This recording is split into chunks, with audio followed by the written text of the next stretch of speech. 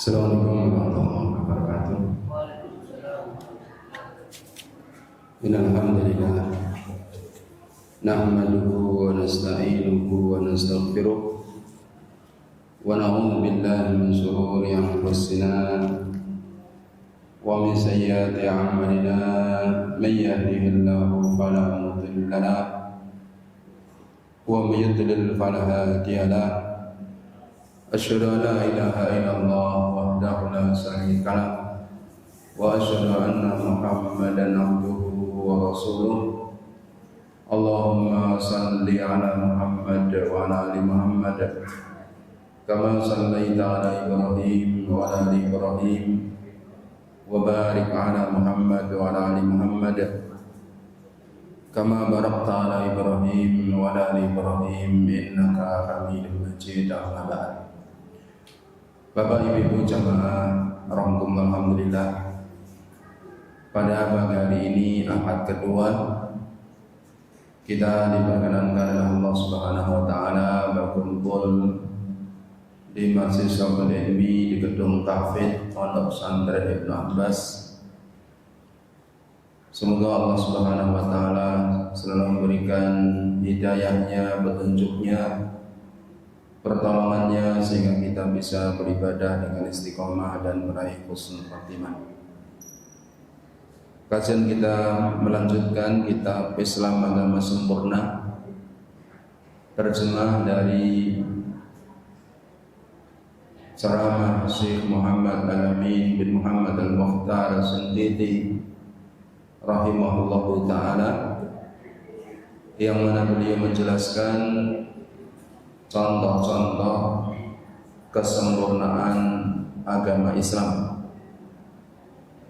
yang mana Allah Subhanahu wa taala telah memberitakan tentang kesempurnaan agama Islam dan telah mencukupkan nikmat Allah kepada hamba-hambanya, dan Allah telah ridha Islam sebagai agama kaum muslimin sebagaimana yang memfirmankan dalam surat Al-Maidah pada ayat yang ketiga, Al-yawma akmaltu lakum dinakum wa atmamtu alaikum ni'mati wa raditu lakum al-Islam madinah.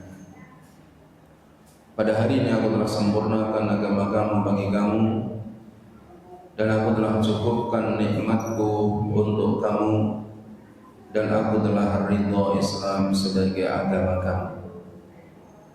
Demikian pula Nabi Muhammad SAW dalam banyak hadis-hadis menjelaskan bahwa beliau telah menyampaikan semua perkara yang akan mendekatkan kepada surga dan menjauhkan dari neraka.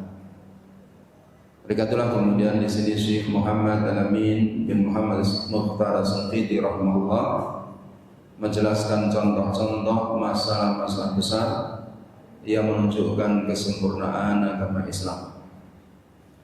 Telah kita lewati satu contoh, yaitu tentang tauhidullah, mengesahkan Allah Subhanahu wa taala, meyakini keesaan Allah Subhanahu wa taala baik dalam masalah perbuatannya atau rububiyah ataupun dalam masalah haknya untuk diibadahi, ditaati secara mutlak yang berkaitan dengan perbuatan manusia, yaitu tauhid uluhiyah, ataupun berkaitan dengan berita-beritanya tentang nama-namanya yang indah dan sifat-sifatnya yang sempurna, yang semua wajib diyakini, ditetapkan dengan tanpa menyerupakan dengan sifat-sifat makhluk.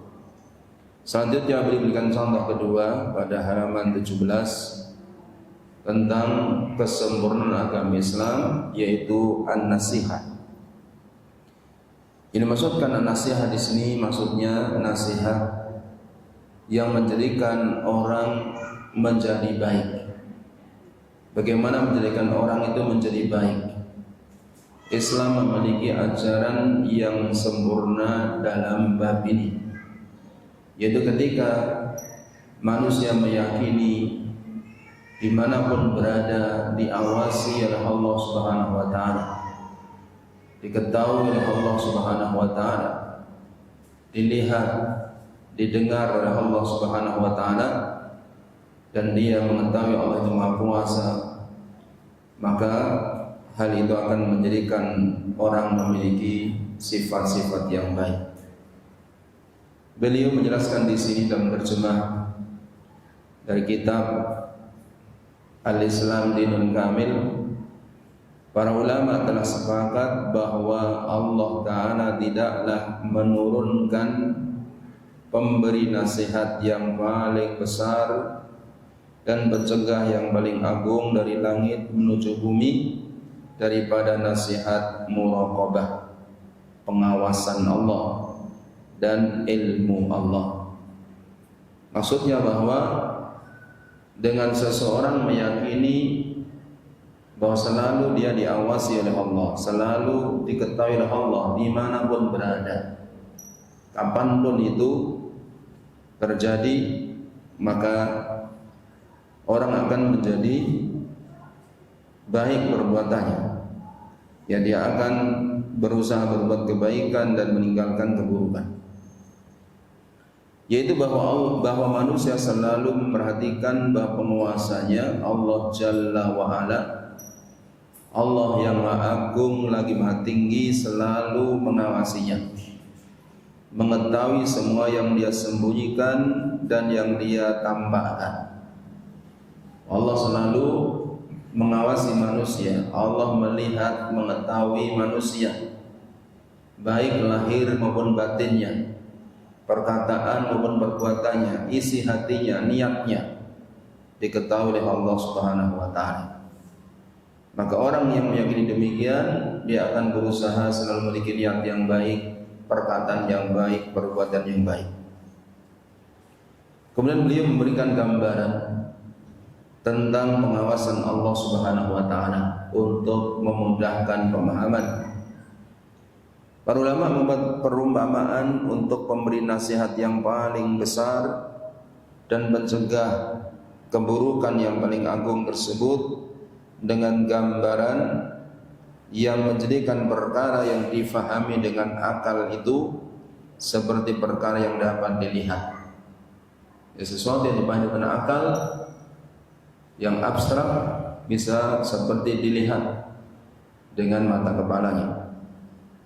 Mereka, yaitu para ulama, mengatakan, seandainya kita umpamakan ada seorang raja yang sangat banyak menumpahkan darah, sangat banyak membunuh orang, sangat besar kekuatan dan hukumannya, al-gujunya berdiri tegak di hadapannya, tikar kulit untuk tempat darah telah dihamparkan, pedangnya masih meneteskan darah, dan di sekitar raja tersebut terdapat putri-putrinya dan istri-istrinya.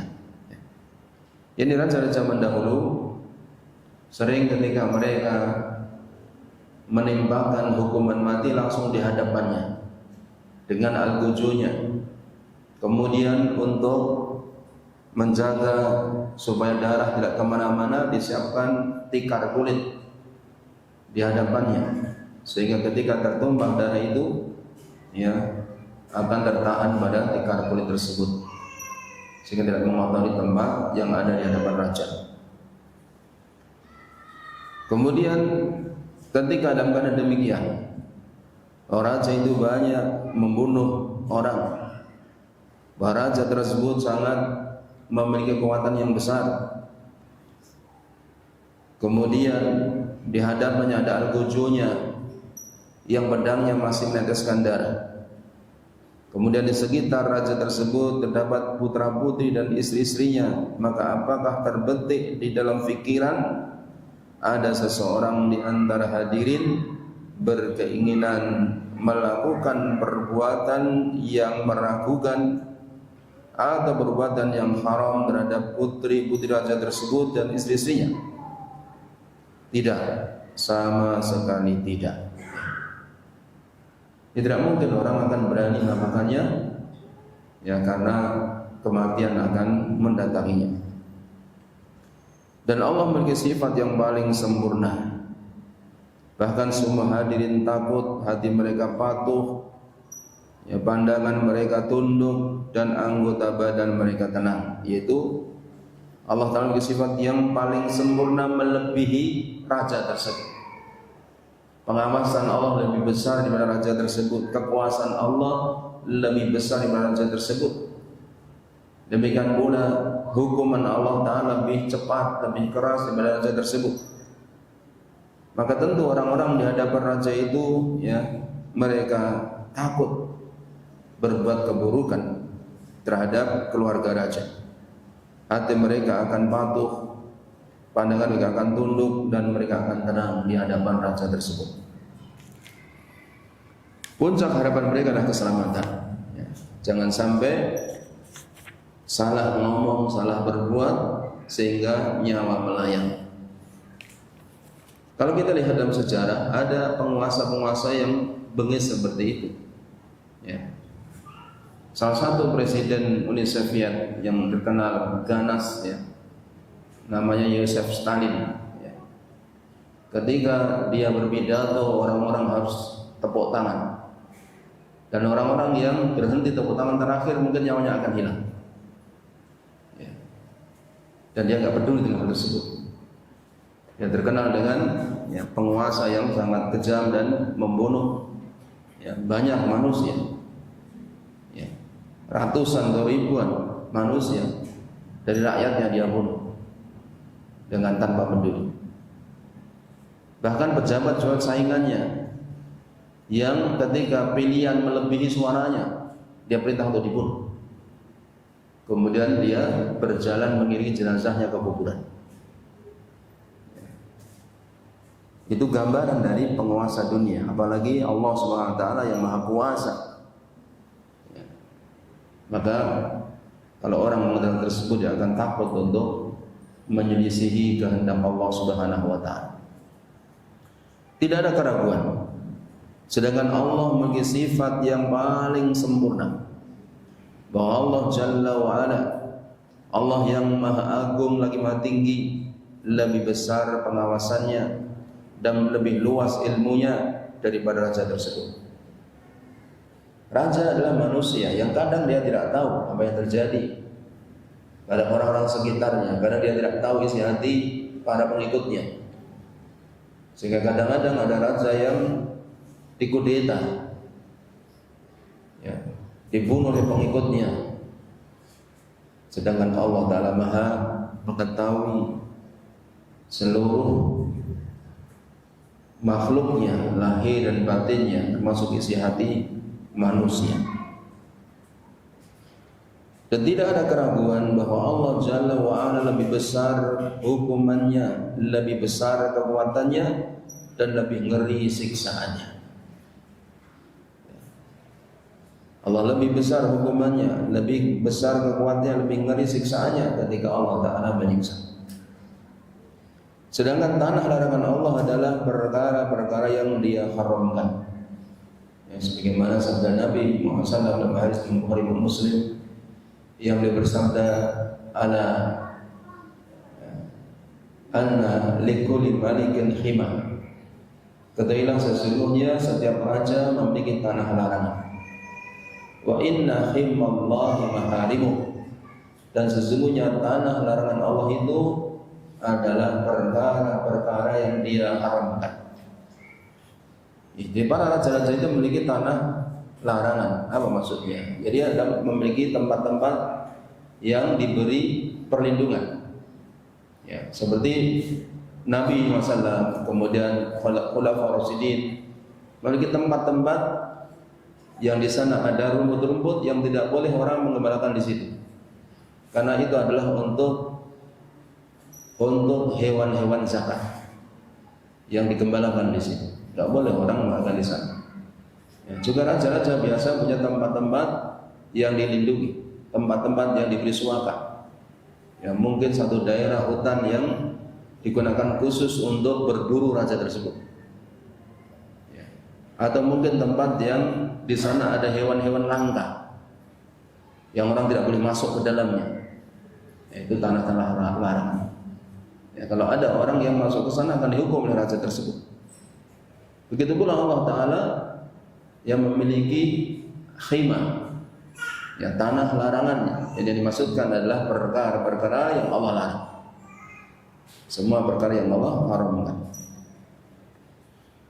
Kemudian beliau menjelaskan, seandainya penduduk suatu kota mengetahui bahwa pemimpin kotanya, ya gubernur atau bupati, mengetahui semua yang mereka lakukan di malam hari, mereka pasti melewati malam mereka dengan takut dan meninggalkan seluruh kemungkaran karena takut kepada pemimpin tersebut.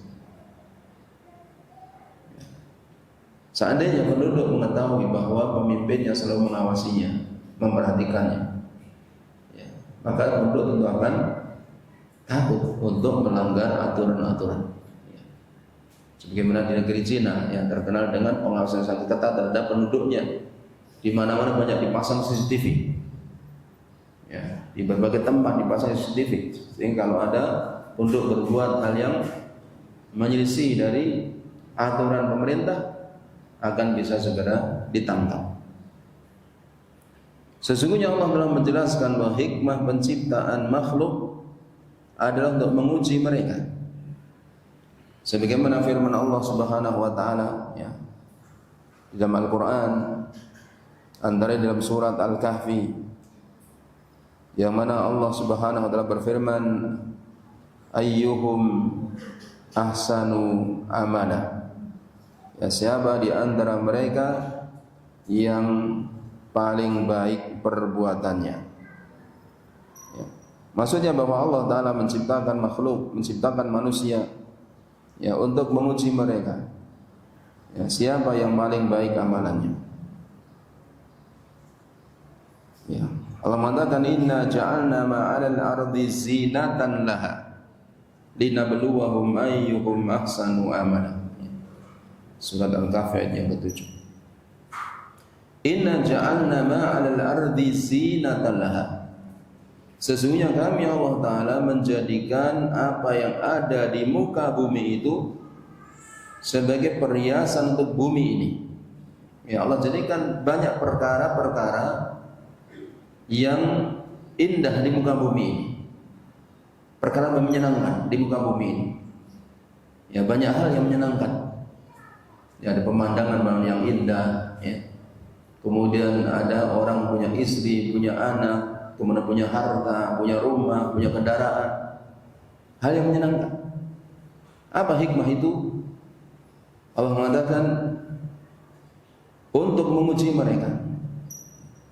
Linabluwahum, agar kami menguji mereka, ayyuhum ahsanu amala.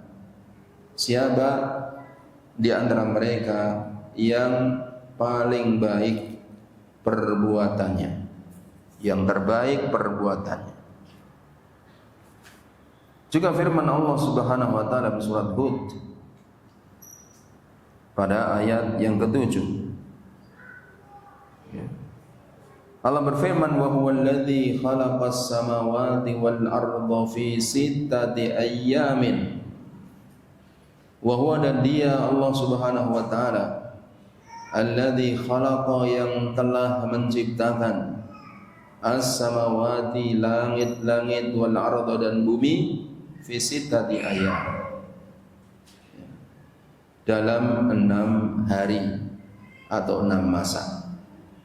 Ya, Allah Ta'ala menciptakan langit dan bumi dalam 6 hari. Jadi disebut dalam banyak ayat-ayat tentang hal ini. Ya, sebagian ulama memberikan penjelasan kenapa Allah Ta'ala menciptakan langit dan bumi 6 hari, sedangkan jika Allah menghendaki dalam sekejap Allah bisa menciptakan. Sebagaimana firman Allah Ta'ala, idza arada syai'an yaqulu lahu kun fayakun. Jika Allah menghendaki sesuatu, maka Allah mengatakan jadilah, maka sesuatu itu jadi. Ya, di antara hikmah penciptaan Allah Ta'ala, ya, langit dan bumi menciptakan 6 hari, Allah mengajarkan kepada manusia, ya, untuk merencanakan sesuatu, melakukan sesuatu dengan perencanaan dengan baik. Dan Allah Ta'ala Maha Bijaksana, Allah Maha Kuasa dalam segala hal. Ya. Kalau semua perkara tercipta dengan sekejap, ya, bisa jadi akan rusak kehidupan dunia. Ya, orang menikah kemudian sekejap lahir anak, ya, akan jadi sekejap semua, ya rusaklah kehidupan manusia. Wa kana 'arshuhu 'alal ma', dan ars Allah Subhanahu wa taala di atas air. Ya. Dalam ayat yang lain Allah mengatakan tsumma stawa 'alal 'arsy, kemudian Allah istiwa di atas ars. Allah berada di atas ars.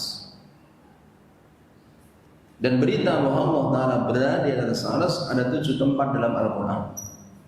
Ada 7 tempat dalam Al-Quran, ya, 6 tempat yang dengan menyatakan tsumma stawa 'alal 'arsy, kemudian Allah istiwa di atas ars. Satu tempat dalam surat Taha ayat 5 Allah mengatakan Ar-Rahmanu 'alal 'arsy istawa. Ar-Rahman, dia berada di atas ars. Berikutlah termasuk akidah Ahlussunnah wal Jamaah, akidah Nabi dan para sahabat, akidah para tabi'in, akidah para imam Ahlus Sunnah dulu sampai sekarang, yang tidak ada khilaf, tidak ada beda pendapat. Allah Ta'ala berada di atas ars, Allah berada di atas langit. Itu Allah sendiri yang memberitakan, Nabi Muhammad SAW yang memberitakan, para sahabat sepakat, para imam sepakat. Walaupun zaman sekarang sebagian orang menolak, sebagian orang yang dianggap tokoh agama menolak, ya, tapi mereka menjadi jalan yang lurus. Anggapan bahwa Allah berada di atas ars, kemudian Allah itu membutuhkan ars, tidak benar. Karena Allah Ta'ala Al-Ghani, Allah Ta'ala itu maha kaya, maha tidak membutuhkan. Adanya sesuatu di atas sesuatu yang lain bukan berarti mesti membutuhkan. Kalau makhluk bisa jadi, ya, adanya gelas di atas meja, ya, gelas butuh meja untuk berada di atasnya. Adanya seseorang di atas kapal, orang butuh kapal untuk berada di atas kapal itu. Akan tapi langit di atas bumi, langit tidak butuh bumi. Matahari, bulan, bintang-bintang di atas bumi tidak butuh bumi. Begitu pula Allah SWT ketika di atas aras tidak butuh aras. Ya. Karena ketika orang menggunakan akalnya tidak benar, akalnya terbatas, yang menganggap Allah berada di atas aras, berarti Allah butuh aras, kemudian ditolak setelah itu. Alhamdulillah.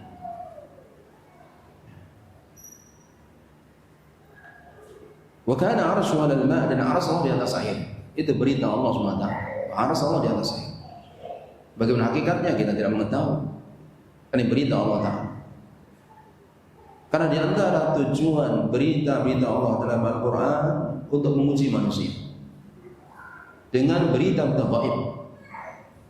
Sebagaimana firman Allah SWT ketika Allah menyebutkan dalam Al-Quran bahwa penjaga neraka itu 19 malaikat. Allah sebutkan hikmahnya apa? Linaftinahum, untuk menguji mereka. Percaya apa tidak? Kalau percaya berarti beriman, tidak percaya berarti kufur. Ya. Begitu pula ketika Nabi Ibrahim alaihissalam diuji oleh Allah SWT untuk menyembelih putranya. Percaya apa tidak dengan perintah itu? Ternyata beliau meyakininya dan beliau pasrah untuk melaksanakannya. Beliau bawa putranya Ismail untuk disembelih di Mina.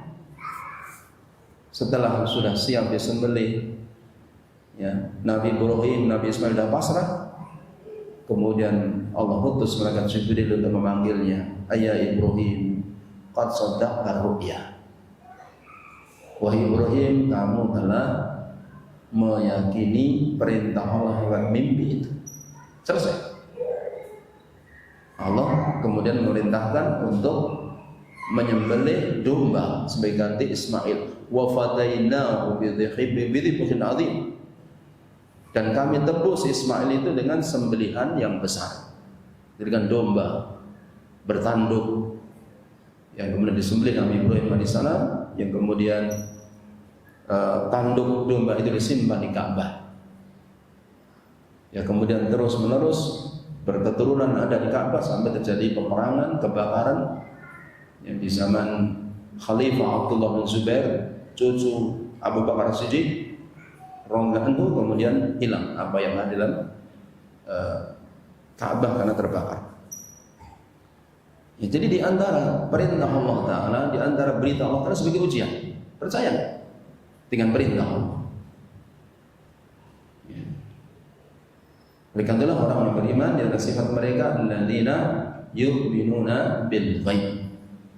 Orang-orang yang percaya kepada perkara gaib. Percaya perkara gaib. Gaib adalah hal yang tidak bisa dijangkau oleh panca indera. Kenapa dipercayai? Ada berita dari Allah atau Rasul. Adapun perkara yang orang-orang anggap gaib, tapi tidak ada berita dari Allah Rasulnya, itu khurafat. Itu tahayul. Kita tidak harus meyakininya. Ya. Saya pernah baca sebuah buku, ya, yang buku tersebut mengomentari keyakinan sebagian orang di Indonesia yang punya keyakinan terhadap tokoh tertentu, bahwa tokoh ini dalam dirinya itu ada malaikat. Ya, kalau nggak percaya coba kamu bacakan Al-Fatihah 7 kali, pada dirinya akan muncul malaikat. Kalau kamu nggak percaya, berarti nggak percaya pada yang gaib. Na'udzubillah, bukan itu maksudnya. Maksud perkara yang gaib bukan sekedar tidak bisa dijangkau panca indera. Ada syarat lagi, itu diberitakan oleh Allah ataupun Rasulnya.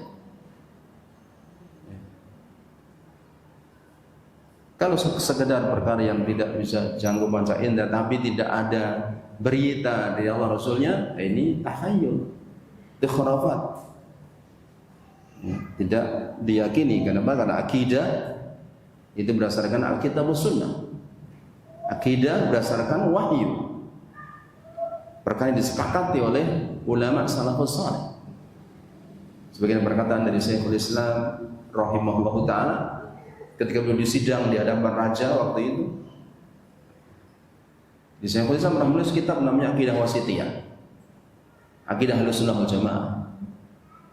Kemudian para ulama di zamannya geger. Karena apa yang ditulis oleh beliau ya dianggap menyelisihi keyakinan ulama di zamannya. Maka beliau difitnah di hadapan raja sultan waktu itu bahwa beliau telah membawa perkara baru dalam agama, masa keyakinan. Maka diadakan diskusi dialog antara beliau dengan para ulama di zamannya.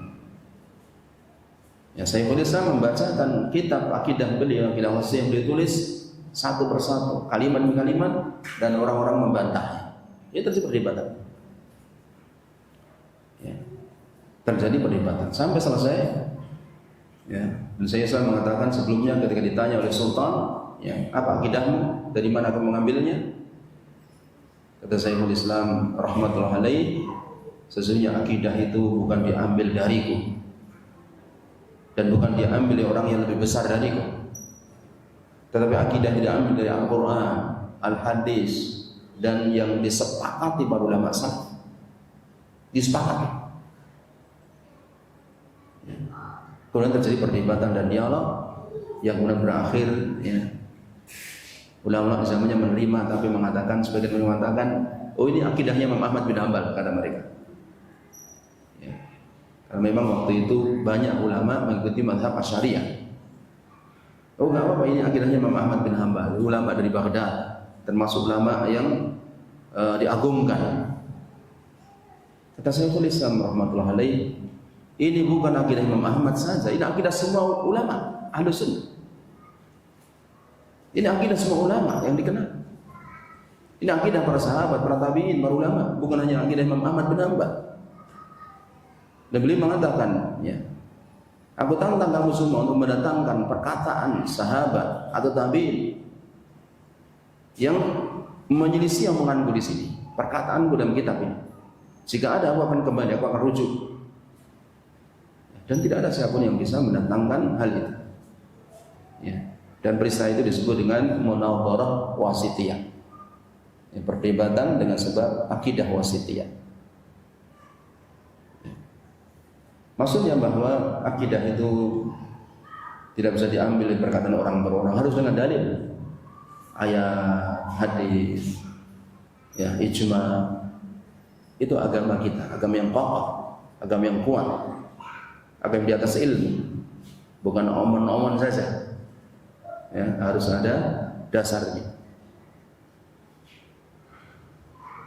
Liyabluwakum ayyukum ahsanu amala, agar dia Allah Ta'ala menguji kamu, menguji siapa di antara kamu yang lebih baik amalannya, paling baik amalannya.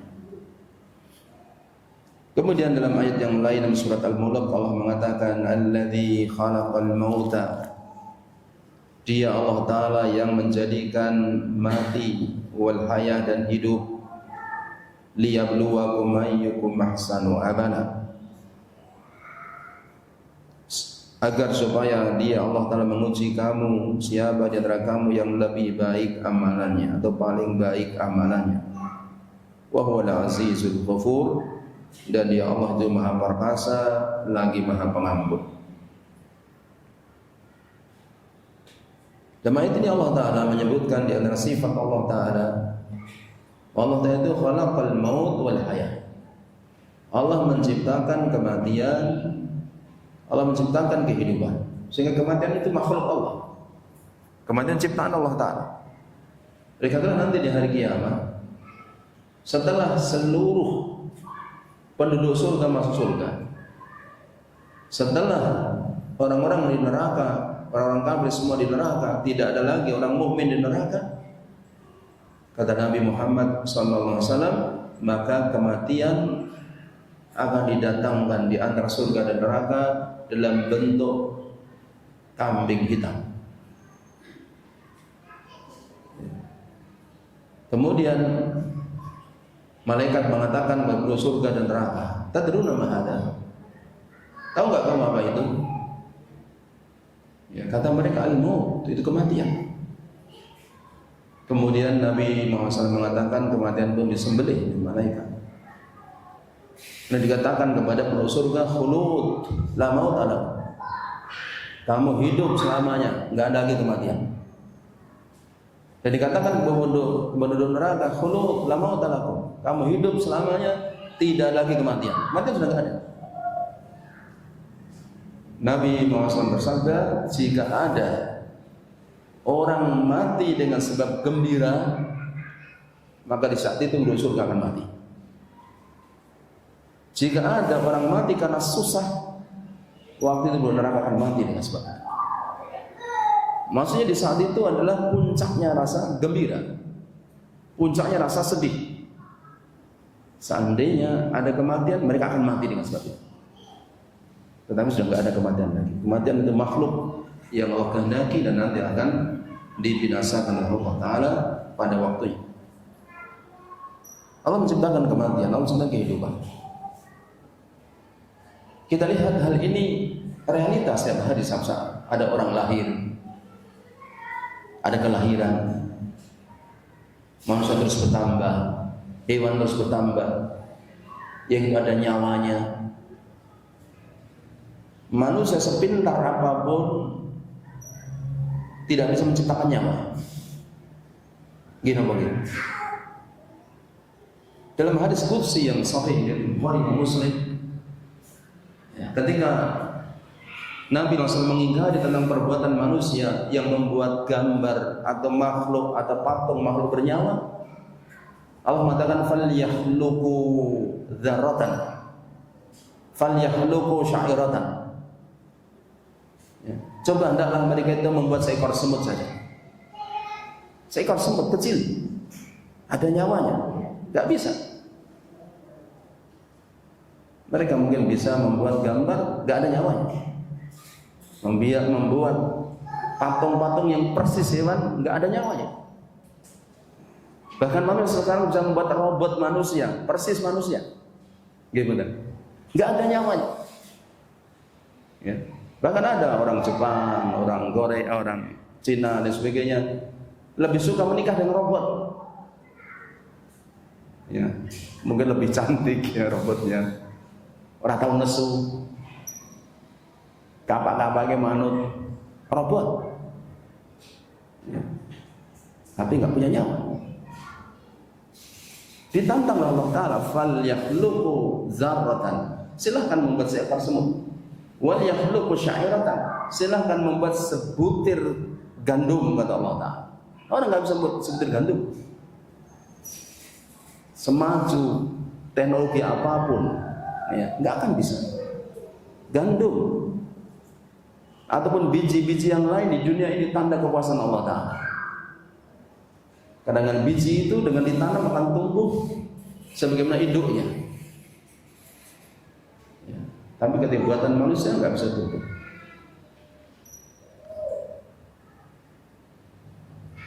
Kita lihat Allah menciptakan. Nyata realitasnya kan. Kematian juga demikian. Itu pada kekuasaan Allah Ta'ala. Ada orang-orang yang mati dengan sebab-sebab yang kita ketahui. Ada sebab orang yang mati dengan tanpa sebab yang kita ketahui, ya. Ada orang yang meninggal dengan mendadak, mengagetkan. Semua tanda kekuasaan Allah Ta'ala. Allah yang menciptakan kematian, kehidupan. Apa hikmah semua itu? Liyabluwakum, agar supaya Dia, Allah Ta'ala, menguji kamu wahai manusia, ayyukum, siapa di antara kamu ahsanu amala, yang lebih baik atau yang paling baik amalannya. Ahsan dalam ilmu tasrif, ya, ilmu sharaf, ya, itu adalah isim tafdil, ya, yang berarti lebih atau paling. Sehingga ahsan artinya lebih baik atau paling baik. Kalau ada dua yang dibandingkan, berarti satu lebih baik daripada yang lain. Tapi kalau yang dibandingkan lebih dari dua, berarti paling. Ya kan? Ya, A dengan si B, baik mana? Ini lebih baik dari ini. Karena dua yang dibandingkan. Tapi kalau lebih dari dua, ini yang paling baik. Paling. Ya. Di dalam bahasa Arab, isim tafdil, ya, itu bisa bermakna lebih, bisa bermakna paling. Maka dalam terjemah-terjemah mengatakan lebih baik atau paling baik, itu memang gak masalah. Ya. Kalau dalam bahasa Indonesia penggunaannya, kalau dua dengan lebih, kalau tiga lebih dengan paling, perbandingan itu. Ahsanu amala, yang paling baik amalannya. Salah seorang ulama zaman dahulu, Imam Fudail bin Iyad rahmatullah alaih, beliau mengatakan ahsanu amala, yang paling baik amalannya, kata beliau, ai aswabuhu, ai akhlasuhu wa aswabuhu. Ahsanu amala, artinya yang paling baik amalannya adalah yang paling ikhlas dan yang paling shawab, paling benar. Akhlasuhu wa aswabuhu, yang paling ikhlas dan yang paling benar. Li'anna al-amala idza kana shawaban wa lam yakun mukhlasan lam yuqbal. Karena amalan itu jika benar tetapi tidak ikhlas, tidak akan diterima. Wa in kana mukhlasan, dan jika ikhlas, wa lam yakun shawaban, tetapi tidak benar, lam yuqbal, enggak akan diterima. Hatta yakuna ikhlasan shawaban, sehingga amal itu diterima jika ikhlas dan benar. Wal ikhlas makana lillah, dan ikhlas itu amalan yang dilakukan karena Allah.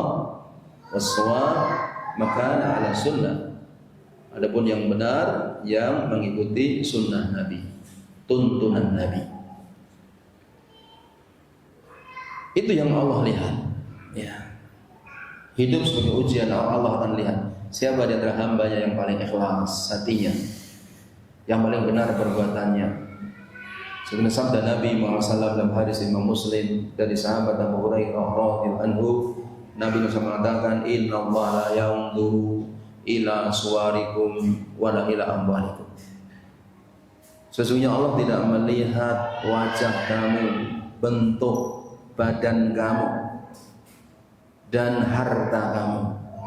Maksudnya kemuliaan manusia di sisi Allah tidak ditentukan dengan wajah, ya, wajah yang elok, wajah yang cantik, yang tampan, kemudian mulia di sisi Allah, tidak. Atau bentuk badan yang gagah perkasa, tidak. Wala ila amwalikum, juga Allah tidak melihat harta kamu. Orang semakin kaya, semakin mulia di sisi Allah, tidak. Apa kemudian yang menyebabkan kemuliaan orang di sisi Allah Ta'ala?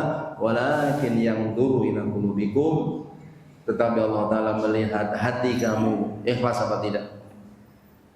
Wa a'malikum, dan perbuatan kamu sesuai dengan sunnah apa tidak. Itu yang Allah lihat.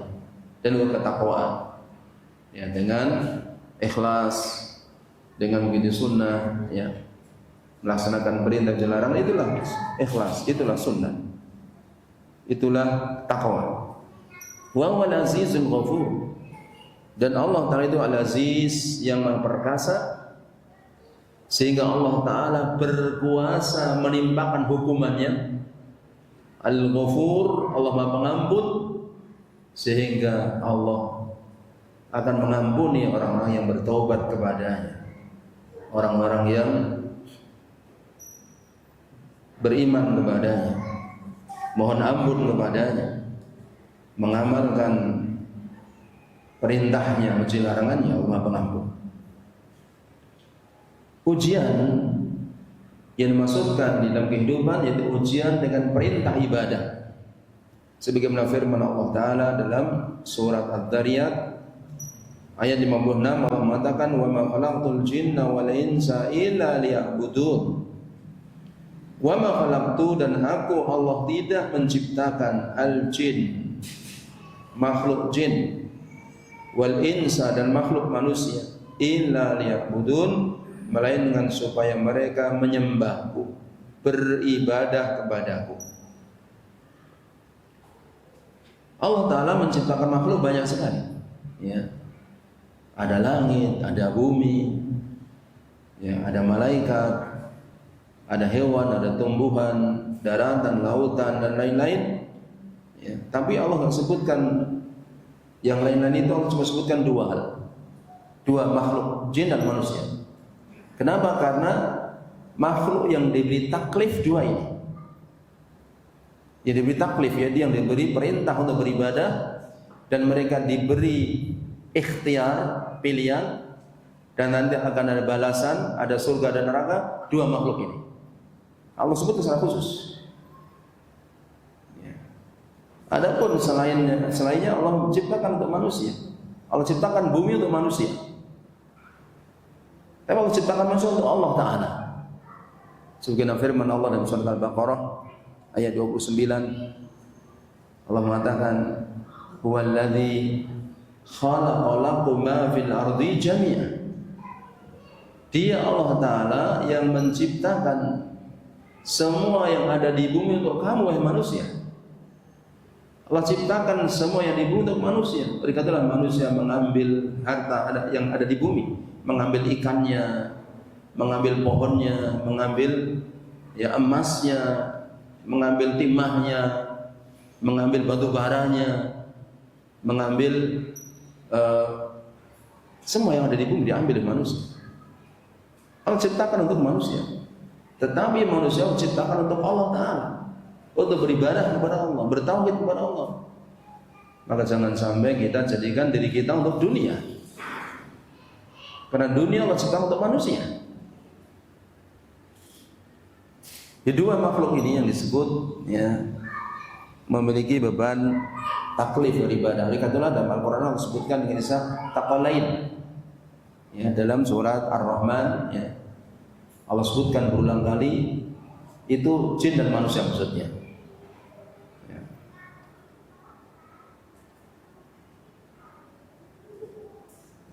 Jin dan manusia.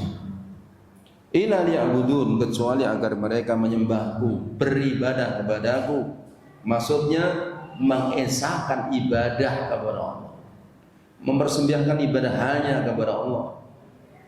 Karena kalau sekedar ibadah tanpa mengesahkan, tanpa mentauhidkan, kemudian ibadah terkena syirik, nggak ada gunanya. Sebagaimana orang-orang Arab jahiliyah, mereka beribadah kepada Allah juga selain Allah Ta'ala, amalan mereka tidak diterima. Maksud ila liya'budun, kecuali agar mereka menyembahku, kata para ulama, ini hikmah syar'iyah. Hikmah syar'iyah ini merupakan perintah Allah. Mereka perintah Allah, bukan takdir Allah. Jadi agar mereka beribadah kepada Allah itu perintah Allah, bukan takdir Allah. Apa bedanya?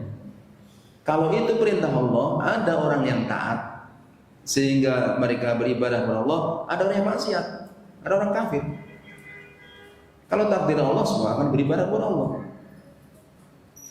Berkata dalam Al-Quran dalam surat Al-Bayyinah, Allah mengatakan, wa ma umiru illa liya'budullaha mukhlishina lahu dina hunafa wa yuqimus shalah wa yutuz zakah wa dzalika dinul qayyim. Dan mereka manusia itu tidaklah diperintahkan oleh Allah kecuali agar mereka beribadah kepada Allah dengan mengikhlaskan ketaatan kepada Allah, dan agar mereka menegakkan salat, dan agar mereka membayar zakat. Wa dzalika dinul qayyim. Itulah agama yang lurus. Allah perintahkan. Berikutlah ulama mengatakan ini hikmah syariah, bukan hikmah qadariyah. Kalau hikmah syariah dilakukan orang yang taat, ditinggalkan orang yang maksiat. Kalau hikmah qadariyah pasti terjadi, semua beribadah kepada Allah. Ini enggak benar. Dalam realita ada orang kafir, ada orang musyrik, ada orang munafik. Maka ulama mengatakan liya'budun, maksudnya hikmah syar'iyah.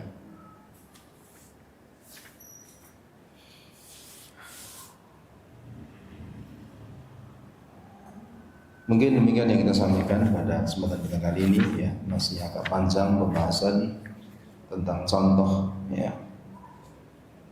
Yang kedua yang disebutkan, ya, yang intinya di sini beliau mengingatkan, ya, bahwa kehidupan ini adalah sebagai ujian dari Allah Ta'ala, yang Allah uji manusia dengan perintah untuk beribadah kepada Allah Subhanahu Wa Ta'ala. Dan Allah akan lihat siapa di antara manusia yang paling baik amalannya, paling ikhlas dalam kehidupannya, dan paling mengikuti tuntunan Rasulnya. Itulah yang menjadi ukuran, ya. Karena banyak orang zaman sekarang beribadah dengan macam-macam ibadah, tapi kita lihat tidak di atas tuntunan. Kita tidak bisa menilai mereka ikhlas atau tidak ikhlas, itu dalam hati mereka. Yang kita bisa melihat adalah tentang sesuai dengan tuntunan. Itu bisa kita lihat bagi orang yang punya ilmu, bisa kita lihat, ya. Jangan sampai orang beragama kemudian mengatakan, ya, ketika berselisih, kita semua itu sesungguhnya nggak tahu ilmu. Kita semua itu sesungguhnya seperti orang buta yang memegang gajah. Orang yang memegang kakinya akan mengatakan, oh, gajah itu kayak bambu.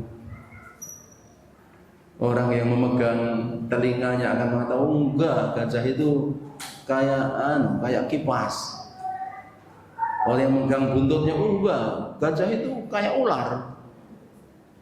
Itu kalau kamu buta, ya jangan bicara agama. Enggak boleh bicara agama tanpa ilmu. Ya, kita pernah, ya, suatu ketika kita nulis satu masalah, ada kelompok yang menyimpang, kemudian kita didatangi orang-orang sama mereka. Mereka ngotot, kita ini seperti orang buta yang memegang gajah. Itu kamu buta, ya jangan bicara agama. Kita bicara agama dengan ilmu, dengan ayat, dengan hadis, dengan penjelasan ulama. Kalau buta, ya diam saja. Jangan bicara ilmu, jangan bicara agama. Gak boleh. Agama itu dari Allah Ta'ala. Rasul menyampaikan, kita menerima. Dan Imam Al-Zuri mengatakan dalam hadis Sahih Bukhari, minallahi risalah, agama datang dari Allah. Wa ala rasulil bala, Rasul menyampaikan. Wa alaina tasdiq, At-taslim, wajib kita, kewajiban kita menerima. Kalau kamu nggak paham agama, jangan bicara. Itu amanah dari Allah Ta'ala, risalah dari Allah Ta'ala. Nabi menyampaikan, kita menerima. Kalau kita begitu sikapnya, kita nggak akan banyak berselisih, ya kan? Tapi kalau orang bicara dengan akalnya, dengan perasaan, ya berselisih. Akal banyak macam-macam. Ya, baik demikian. Subhanakallahumma bihamdika asyhadu an la ilaha illa anta astaghfiruka wa atubu ilaik. Assalamualaikum warahmatullahi wabarakatuh.